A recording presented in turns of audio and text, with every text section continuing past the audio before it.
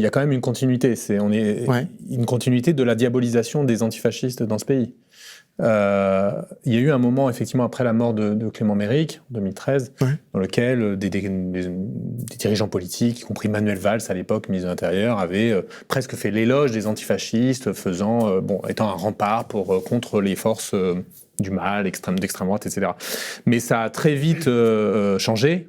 Et dès 2014, et notamment dès l'investissement des militants antifascistes, notamment en région parisienne, dans la solidarité avec Gaza, qui subissait à l'époque une énième offensive de l'État colonial israélien, il y a eu une diabolisation qui a commencé des militants antifascistes au nom d'accusations d'antisémitisme, etc. Je ne sais pas si on se souvient de cette séquence. Et ensuite, il y a eu la séquence autour de la loi travail, notamment.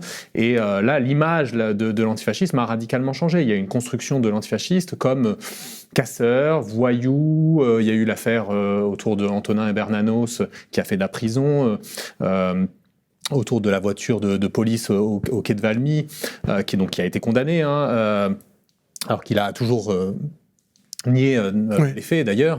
Mais donc la construction de l'antifasciste comme ennemi de l'intérieur, c'est quelque chose qui est déjà là depuis une dizaine d'années en France, qui existe à l'échelle internationale. On a vu que Trump est parti en croisade, et tout le mouvement trumpiste, en croisade mondiale contre les antifascistes. Ils ont dit qu'ils allaient détruire les antifascistes comme ils ont détruit les cartels.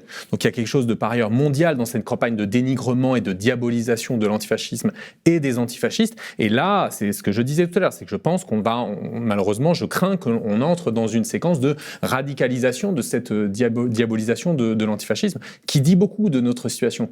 Quand on diabolise les antifascistes, qu'est-ce que ça dit de la période politique dans laquelle on entre ?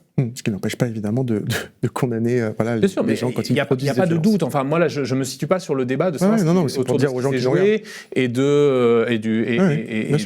du drame qui s'est joué et de la mort d'un jeune de 23 ans. Mediapart.